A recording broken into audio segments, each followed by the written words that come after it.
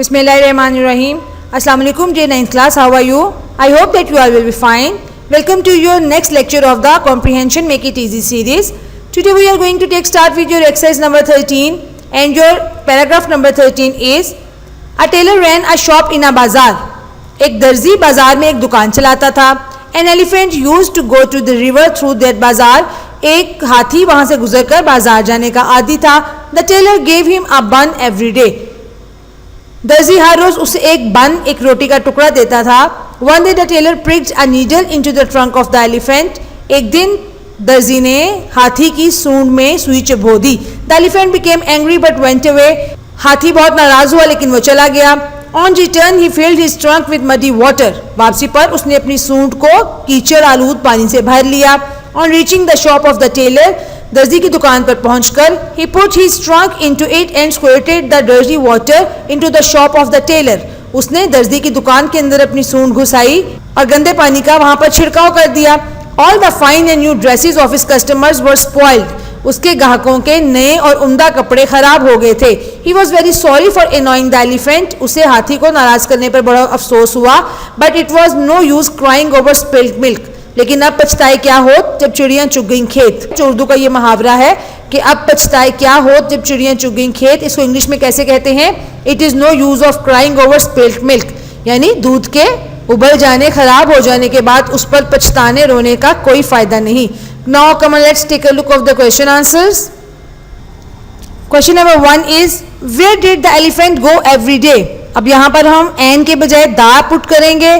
The elephant use to go to the river through that काट के बाजार आ जाएगा. थ्रू बाजार कहाँ जाता था? हाथी हर रोज बाजार से गुजरकर दरिया पर जाता था.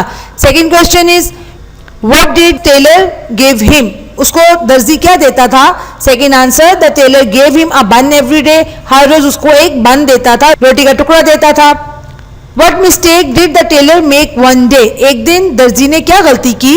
One day the tailor pricked a needle into the trunk of the elephant. एक दिन दर्जी ने हाथी की सूंड में सुई चुभो दी. Next question is what did the elephant do after drinking water? पानी पीने के बाद हाथी ने क्या किया? अब आफ्टर ड्रिंकिंग वाटर आपके क्वेश्चन में से ही आंसर स्टार्ट होगा, जहां से मैंने इसको ब्रैकेट में शुरू किया है. एक कैपिटल करेंगे. आफ्टर ड्रिंकिंग वाटर, पानी पीने के बाद ही filled his trunk with muddy water. उसने अपनी सूंड गंदे पानी से भर ली. Next question is how did the elephant punish the tailor for his mistake. दर्जी को उसकी गलती के लिए हाथी ने क्या सजा दी? ही पुट, एच कैपिटल हो जाएगा. He put his trunk into it की जगह आप his shop लगाएंगे या टेलर शॉप लगाएंगे. He put his trunk into tailor's shop and squirted the dirty water into the shop of the tailor. All the fine and new dresses of his customers were spoiled.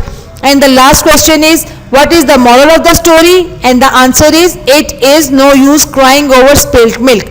ठीक है, was की जगह is लग जाएगा. This is your answer number 6. Now let's move to your next paragraph.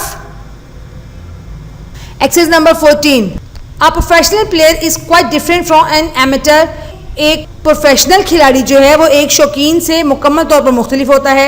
His main aim is to make money. उसका बुनियादी मकसद रकम कमाना होता है. He plays the game to earn money or win a name.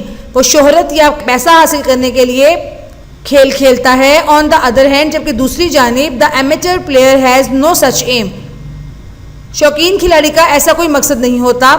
He plays because he gets pleasure in playing. वो खेलता है क्योंकि वो खेलने से खुशी हासिल करता है.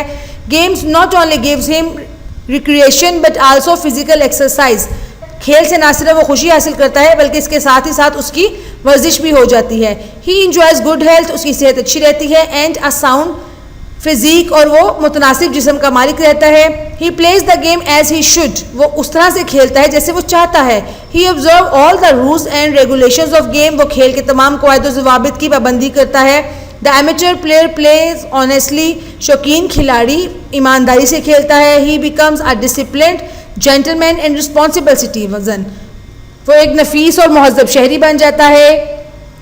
He accepts defeat. वो हार कबूल कर लेता है. But does not resort to cheating or other unfair means to win. लेकिन जीतने के लिए बेईमानी नहीं करता.